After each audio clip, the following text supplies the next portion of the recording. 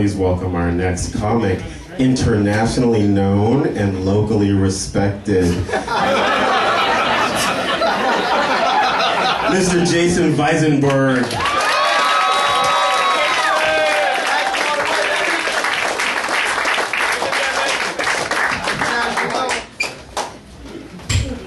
What's up? How are you doing? I am internationally known, locally respected, because I was born in Canada, but they all hate me, so I had to move to LA to make friends. So that's where that comes in. But no, I've been doing great, man. Great life. Life is good right now for me, for once. This is like a first. But no, it's cool. I got a call the other day, this network, they want to bring me in to read for an audition. Now I have to learn how to read. That is fucking difficult. But thank God I found an acting coach, because if my self-esteem wasn't low enough, I'd pay somebody to put me down. It's bad, but thank God. She always complains she doesn't make enough money. I'm just happy she only charges by the line. Because everything I get, it's like, we want to bring you in for one of these. You're that guy in the back at the party that's like, no! So yeah, it's been good. I don't have to pay her a lot of money, so that's good. But it's a lot of pressure. I don't like mediocrity. I was born for excellence. I went to private school. Did anyone go to private school? No, yeah, some of you, maybe. I know I'm special. No fucking denying it. But private school sets you up for a life that's like unattainable. Like, we started later in the day, we ended earlier, we took longer vacations. I can't work a regular job. They go 9 to 5, I'm like, can I at least go home for 3 hours? Do I get like a last period spare? We used to play Xbox in my friend's car. That's the kind of school I went to. Now I'm selling sneakers to people that already have sneakers. So it's not like I have to work any harder. It's like they already have shoes, they're not homeless, but you're just convincing them they need more of them. And it's a competition. It's like, that's what life is. Life's a competition. Like, I don't know you, but I'm trying to be better than you. Like, I'm like that. This is like fucking intense. But like at work, I compete. Like, I'm not there to like help people. I'm there just to like boost my own ego and just be like, so it's a competition. There's wins and losses. People are keeping score. This is life. We get one chance, so that's why we keep score. But, like, I had this competition with this one lady, right? She was trying to convince me this one shoe had never been tried on before. Never. She goes, has it ever been tried on by anybody at any time? I don't know. So she takes this shoe, she puts it in her nose, and takes a little sniff, but not just like the little, like, inspectory sniff, like the, I'm trying to get cocaine out of 8 layers of industrial carpeting kind of sniff. And then she goes to me and she goes, this has been tried on. I think I won. Really? Is that what it took for her to win? This is horrible. Like, this is the extent she went to just to beat somebody else at something. This is, the point of our lives, it's pathetic, people. We're horrible. I hate everybody. Like, I hate me, you seem like a nice guy, actually. I think we'd have a good time.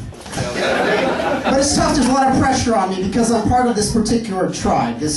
I'm a Jew. We're part of, like, God used to call us the chosen people. Do you know what pressure that puts on you every goddamn day? Knowing that you have this reputation of being one of the chosen few.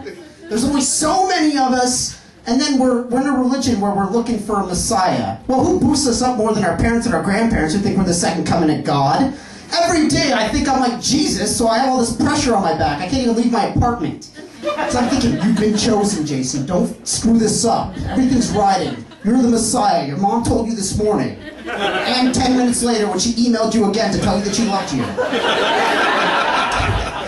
Yeah, it's not easy. But you know, like the Jews being the chosen people to me is kind of like my fantasy football team. Like just because you're chosen doesn't mean that we really care. And like, we're not going to check back on you all the time. Like, that's the kind of relationship we have with God. He's kind of like, he's not really checking in on us. It's kind of like me, like, yeah, you've been injured for 3 weeks, Peyton Manning, but I'm still not going to sub you out. It's kind of like that. Any big fantasy football fans, it's season, it's coming up. That's all fantasy football got, really. Some of you actually have lives.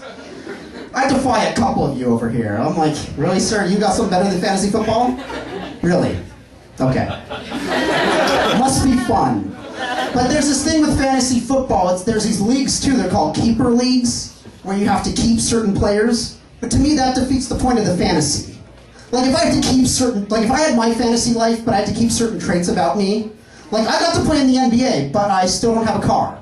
Like, that's the keeper league. Like, that's life. Like, that's not a fantasy to me. Like, it's not a game at that point. I'm not enjoying myself. Like, I have millions of dollars, but I can't get to anywhere. No woman will date me. It's kind of like, that's not my fantasy. My fantasy is to be big and, you know, successful and, I don't know what they do, like, do drugs and stuff and not care about it. And then just go to rehab, because that's what cool people do. It's not easy. It's not easy.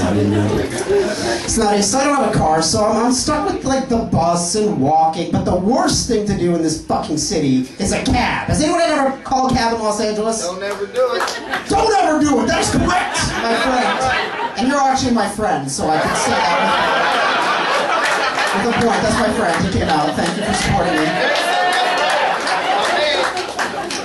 There's such bullshit in this town. Like, the first thing you do when you enter is they say, "Thank you, my friend." Like, welcome. And you're like, you think that's good at first because you're like, oh, he's my friend. Like, if I actually had friends, they'd pick me up from the airport and not make me take a cab with them. Thank you, sir, mister. I'm paying you to be my friend, except I'm not having sex. I'm just getting where I want to go. Which is sort of like sex where I'm getting what I want. It's a similar analogy there, but the minute you get in the cab here, you're like, I don't want to go there. They're like, oh, really? That's pretty far. It's like, I'm paying you. And then they're like little kids the whole time, like, are we there yet? Are we there yet? Sir, are we there yet? It's like, fuck, I won't pay you. Drive me in circles. Just, I'm paying you to be my friend. I'm paying you to like me, sir. God damn it. Like, and then they have these new cabs that are like hybrid cars, and that's just bullshit too, because then they're not paying for gas, they're just fucking freeloading. Just driving for the enjoyment of it. Like, God damn it. Okay.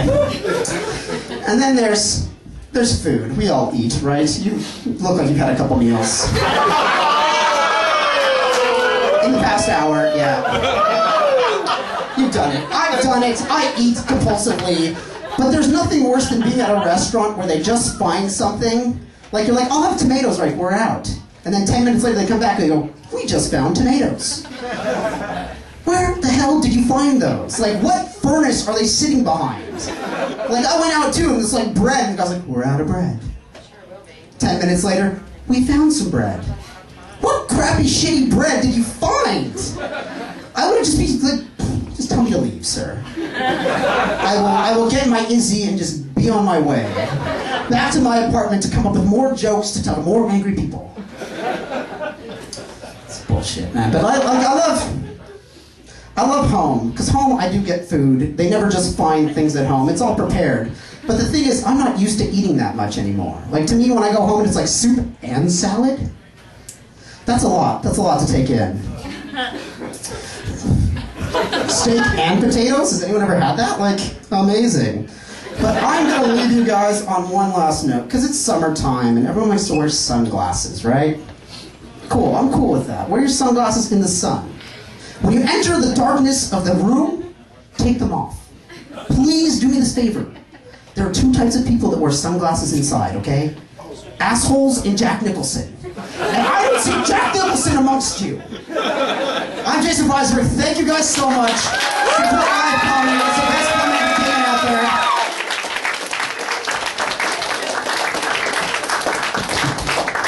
Keep it going for Jason Visenberg. Very funny stuff.